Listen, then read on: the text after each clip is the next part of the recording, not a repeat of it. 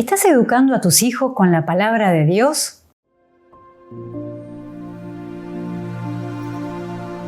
Soy la hermana María de la Misericordia y quería hablarte de la importancia de educar a tus hijos desde la palabra de Dios y con la palabra de Dios. ¿Qué es la palabra de Dios? Hay un documento de la Iglesia muy bueno, muy importante, que se llama la Dei Verbum, que explica muy bien qué es la palabra de Dios, qué es la divina revelación. ¿Te das cuenta que realmente Dios nos habló? ¿Que Dios se reveló en el tiempo? ¿Que Dios quiso decirnos quién es? ¿Decirnos cómo es? ¿Quiso caminar con nosotros? ¿Quiso revelarse? ¿Quiso entregarse a nosotros? Él nos reveló su corazón de Padre y nos reveló cómo ser hijos suyos. Hay un texto de Miqueas que es muy lindo, que a mí me encanta, que dice esto: «Se te ha hecho saber, oh hombre, lo que Dios espera de ti. Nada más que practicar la justicia, amar la misericordia y marchar humildemente con tu Dios». Simplemente se nos ha hecho saber qué es lo que Dios espera de nosotros, que marchemos humildemente con nuestro Dios, paso a paso, día a día, hora tras hora. Dios nos enseñó cómo caminar con Él porque se reveló e hizo todo un camino con nosotros, es decir, todo un camino con su pueblo, con el pueblo de Israel, paso a paso, poco a poco, para que la ley de Dios fuera grabándose en el corazón de los israelitas para llegar a Jesucristo. Entonces Dios realmente marchó con nosotros, nos fue enseñando, nos habló. Es enorme este regalo inmenso que Dios nos hizo de darnos su palabra, de hablarnos y de hacer una historia con nosotros. También hay un texto que me encanta del profeta Oseas, que nos habla del amor de Dios Padre hacia nosotros, cómo es su corazón. En el Antiguo Testamento hay un montón de textos en los cuales Dios nos muestra su corazón de Padre, y este de Oseas es uno de los más lindos. Dice así el texto: «Cuando Israel era niño, yo lo amé, y de Egipto llamé a mi hijo. Yo le enseñé a caminar, lo llevaba de la mano, ponía a Israel contra mi mejilla, yo le daba de comer. Lo guiaba con lazos de ternura y de amor. Era para ellos como alguien que alza a un niño contra su mejilla. ¿Cómo voy a dejarte, Efraín? ¿Cómo voy a abandonarte? ¿Cómo voy a entregarte, Israel? Mi corazón dentro de mí está trastornado y a la vez estremece mis entrañas». Ese es nuestro Padre, ese es Dios con nosotros. Y también hay un texto de Isaías que también es precioso, que da mucho ánimo siempre, que es: «No temas, yo te he rescatado, te he llamado por tu nombre, tú eres mío. Si pasas por las aguas, yo estoy contigo. Si vas por los ríos, no te ahogarás, no te anegarán. Si andas por el fuego, no te quemarás, ni la llama prenderá en ti. Porque yo soy el Señor tu Dios, Yahvé, Israel, yo soy tu Salvador. Eres precioso a mis ojos, eres mío y yo te amo». Esas palabras son preciosas. Eres precioso a mis ojos, eres mío, yo te amo. Ese es nuestro Dios, que hizo un camino con nosotros poco a poco, nos levantó en sus brazos, nos puso contra su mejilla, nos daba de comer, de a poquito la palabra de Dios para que pudiéramos irla entendiendo y grabándola en nuestro corazón. Ese es nuestro Dios que hizo un camino con nosotros. Y en la plenitud de los tiempos nos dio a su Hijo Jesucristo. ¿Te das cuenta la importancia que tiene que Dios haya querido revelarse, haya querido hablarnos y haya querido hacer un camino con nosotros?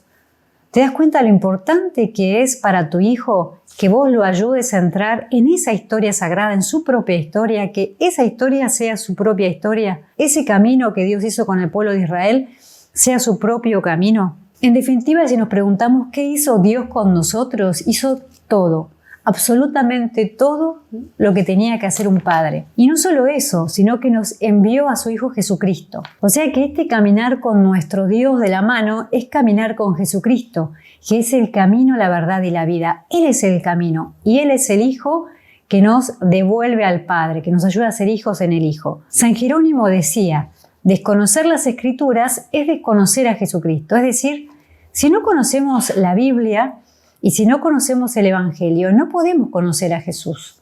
No podemos conocer a Jesús, tampoco podemos seguirlo.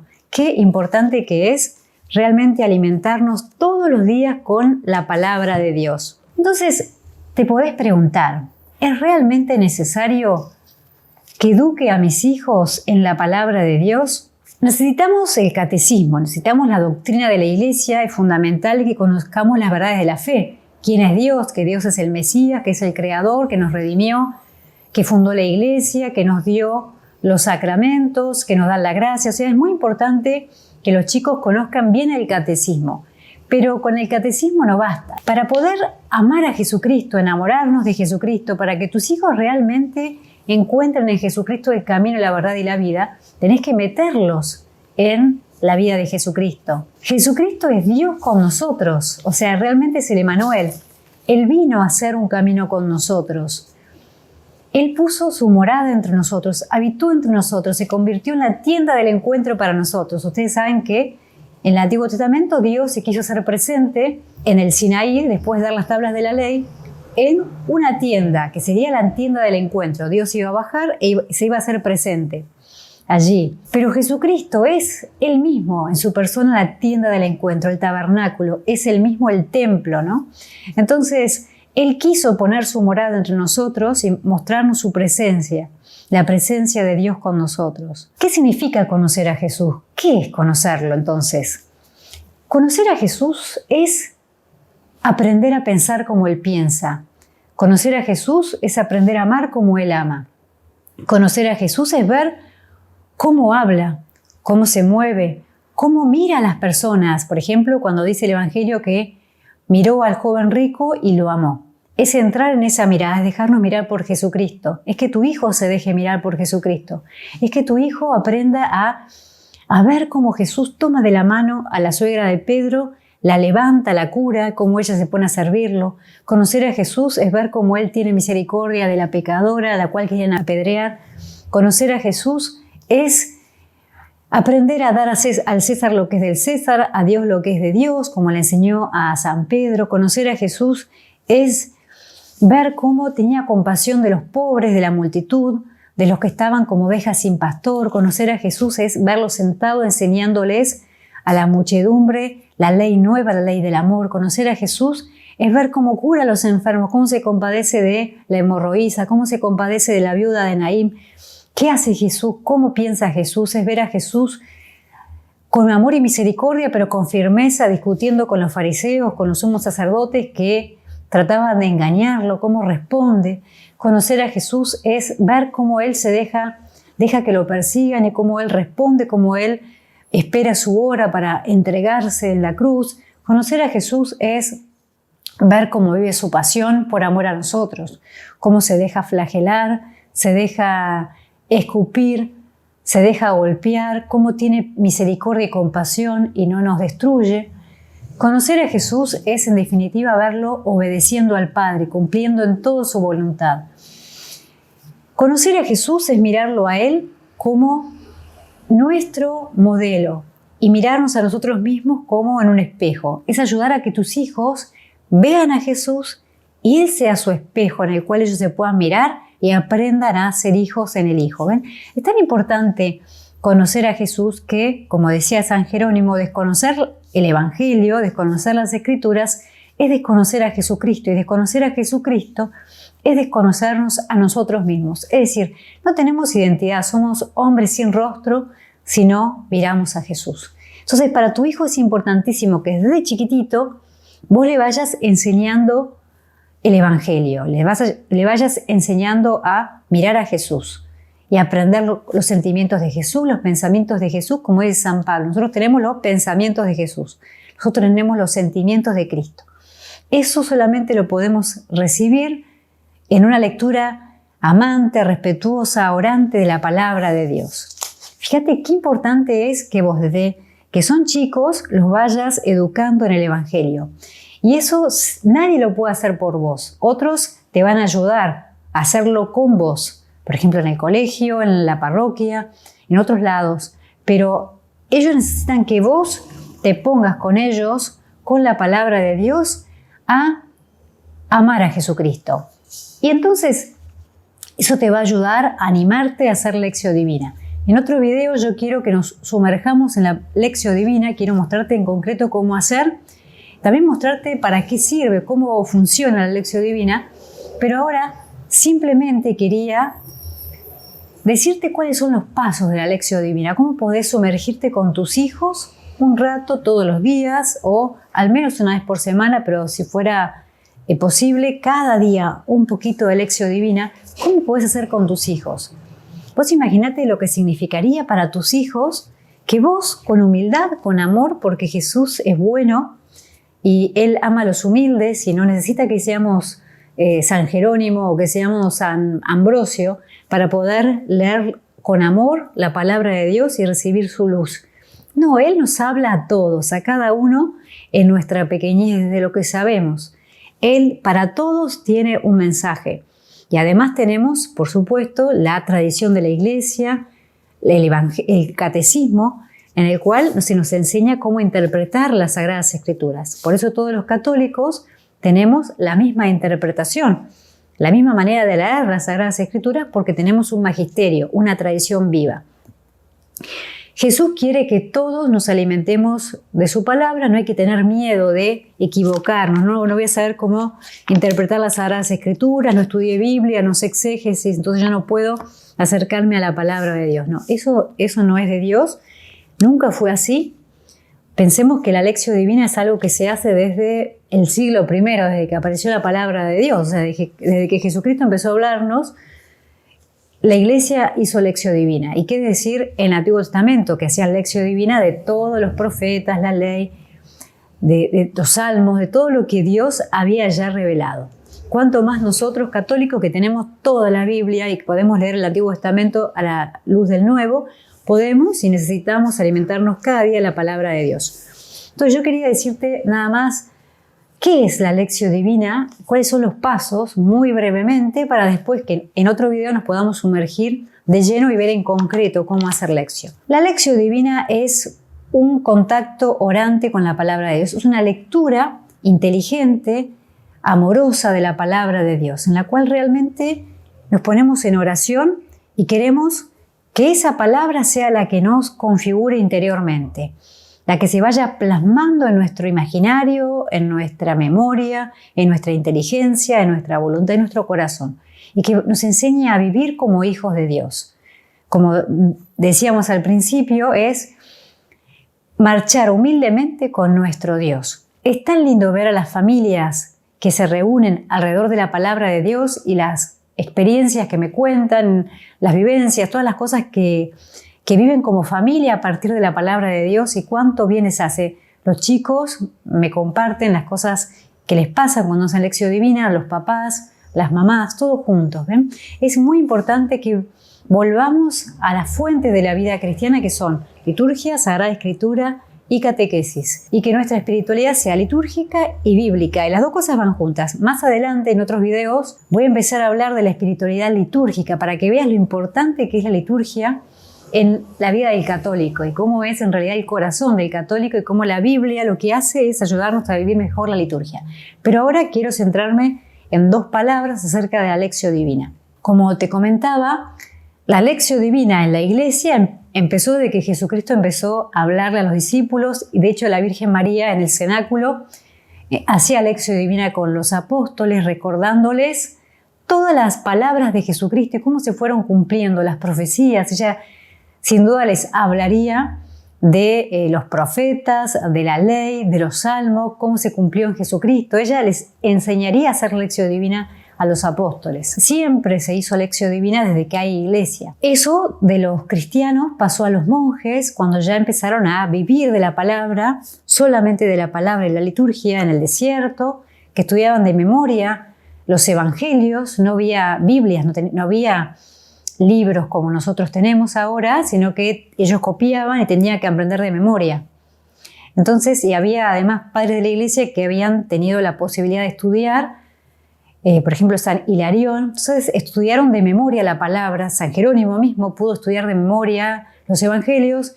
Entonces, eso les ayudaba muchísimo en la vida monástica a recordar la palabra y a combatir contra los pensamientos y enseñar a los otros monjes a vivir de la palabra. Entonces ellos con el tiempo fueron descubriendo un camino de oración que, por ejemplo, podemos verlo descrito en Guigo el Cartujo, un monje de la Orden de los Cartujos, que habló de la escala espiritual, la escala de los monjes, y él ordenó la vida de oración en 4 pasos. Primero la lectio, después la meditación, después la oratio o la oración y después la contemplatio o la contemplación. Todo eso hacía a la vida de oración de los monjes, junto con la liturgia de las horas y la liturgia de la misa. Entonces, ¿qué es la lectio como el primer paso? Es el paso en donde empezamos a rezar con la palabra. Podemos empezar con una oración inicial que podemos tomar de un salmo o podemos tomar de la misma palabra, podemos tomar las lecturas del próximo domingo y entonces ir haciendo toda una lección durante la semana con esas lecturas. La primera lectura, que es del Antiguo Testamento, el Salmo, la segunda lectura y el Evangelio. Entonces, la lección es una lectura orante, atenta de la palabra de Dios, en donde nos centramos en el texto y tratamos de entender qué nos dice. ¿Qué dice Jesús en este Evangelio? Nos hacemos las preguntas gramaticales, quiénes aparecen en este relato. Entonces ya los chicos van empezando a registrar quién es. Está Jesús y quién más, los fariseos y quién más, los escribas. ¿Y quiénes son los escribas? ¿Quiénes son los fariseos? ¿Qué diferencia hay entre los sumos sacerdotes, los escribas, los fariseos, los saduceos? ¿Qué diferencia hay? ¿Quiénes son entonces los personajes? ¿Qué hacen? Entonces vamos tratando de buscar qué es lo que hacen. Los chicos tienen que ir sacando, pasa esto, pasa lo otro, pasa esto otro. ¿Cuándo pasa? Entonces les ayudamos a los chicos a buscar antes, ¿ven? ¿Qué pasó? ¿Cuándo es? Bueno, a veces es fácil sacarlo esto y a veces no. Hay veces hay que buscar un poco más.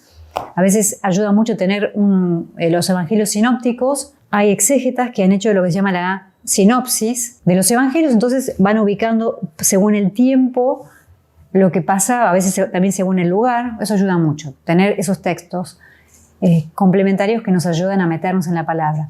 Entonces vamos buscando cuándo pasa esto. Jesús está yendo a su pasión, Jesús viene de curar a la hemorroides. Bueno, vamos tratando de ubicar a Jesús en el tiempo. Después el espacio, ¿dónde pasa esto? Si es en Galilea, si es en Judea, si es en Samaria, ¿dónde pasa esto? Entonces nos va ayudando a meternos en el lugar. Tal vez es algo del Antiguo Testamento, entonces tenemos que ubicar las tribus de Israel, donde estaban ubicadas más o menos. Bueno, ¿ven? Entonces vamos metiéndonos en el lugar, en la tierra de Jesús. Eso ayuda muchísimo. Después que sabemos quiénes son, cuándo, dónde, qué es lo que pasa, nos preguntamos ¿por qué pasa? ¿Por qué Jesús dice esto? ¿Por qué pasa esto otro? Y vamos tratando de que los chicos vayan reflexionando, vayan tratando de entender por qué Jesús dice estas palabras a los fariseos. ¿Por qué les habla así con tanta dureza? ¿Por qué los está tratando de corregir? Bueno, vamos tratando de que ellos entiendan la palabra. Eso es un poco así en grandes líneas lo que es la lección.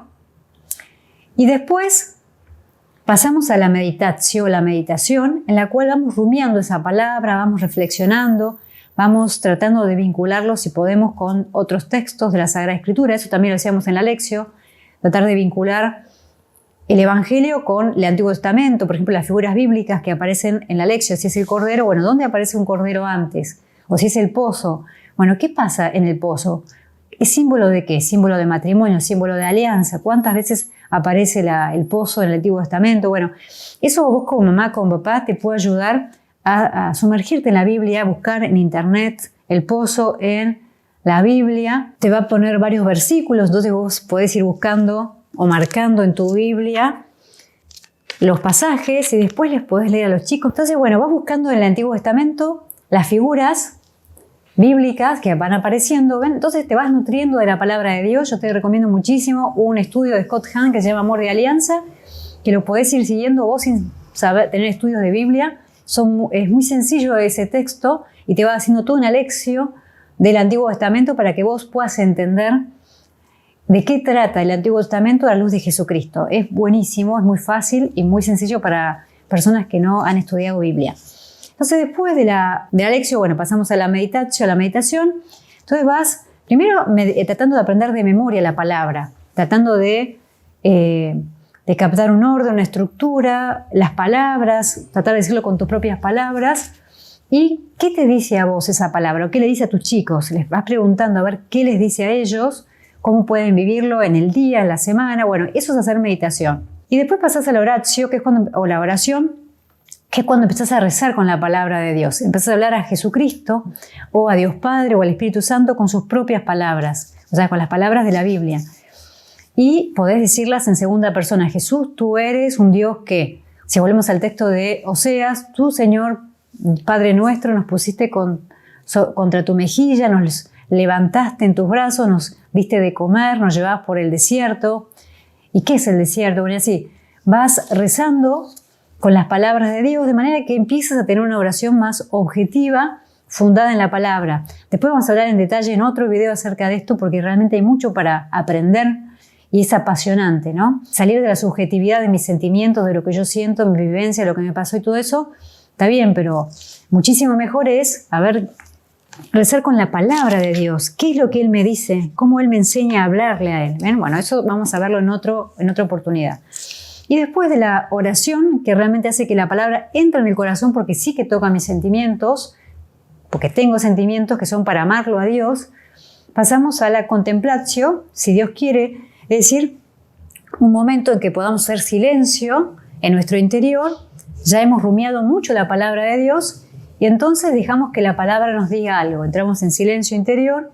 Ahí es donde podemos rezar la oración de Jesús con los chicos. Esto realmente funciona y lo que ayuda es a que tengan un espacio contemplativo. Bueno, en otro video me gustaría hablarte en detalle qué es la contemplación para niños. O sea, ¿por qué es importante la vida contemplativa? La contemplación en este mundo moderno en donde a todos nos cuesta la contemplación ya humana, natural, filosófica, artística, de la naturaleza. A todos nos cuesta contemplar, porque somos modernos, pero la contemplación es algo importantísimo para todos. Entonces, esa contemplación de la cual yo te quiero hablar es contemplación se llama infusa, o sea, es la que Dios te da. Es algo que Él te da a vos o le da a tus chicos y realmente se la da. Y eso te lo puedo decir por experiencia que los chicos reciben de Dios algo que no pueden expresar en palabras, pero que es contemplación infusa. Por eso les encanta rezar de esta manera, porque ellos experimentan la presencia de Dios, el amor de Dios, la paz de Dios, y ellos te dicen, con 7 años ya tienen un poquito el hábito de rezar de esta manera, con la oración de Jesús y todo este camino que te estoy compartiendo, que te dicen con toda sinceridad que ellos experimentan la presencia de Dios. Y muchísimo que un chico de 7 años te pueda decir eso. Y te lo dicen con verdad, o sea, realmente hay una presencia que están recibiendo en su interior que si no hicieran este tipo de oración no podrían experimentarla. Como me parece tan importante en Sacros la formación espiritual de tus hijos, y te pregunto si a vos realmente te preocupa, te interesa que tus hijos crezcan espiritualmente, estamos preparando con Sacros un evento en el cual nos vamos a encontrar a hablar de estos temas. La formación espiritual de tus hijos en la vida de oración, en la lección divina, la palabra de Dios, la oración contemplativa. Si te interesa este tema, si te gusta la idea, si te parece importante este tema, la formación espiritual de tus hijos, nos vamos a reunir todos los padres que quieren, y catequistas y abuelos también, en un evento con Sacros para poder hablar y profundizar en este tema. La formación espiritual de tus hijos a partir de la palabra de Dios y la oración contemplativa. Yo soy una monjita que me dedico a rezar, me dedico también a estudiar, me dedico a formarme para formar a los demás en la vida de la fuente, liturgia, Sagrada Escritura y catequesis. Así que, bueno, no tengo redes sociales, no manejo las redes, trabajo con Sacros, pero sí que leo los mensajes y los vamos a ir respondiendo de a poco.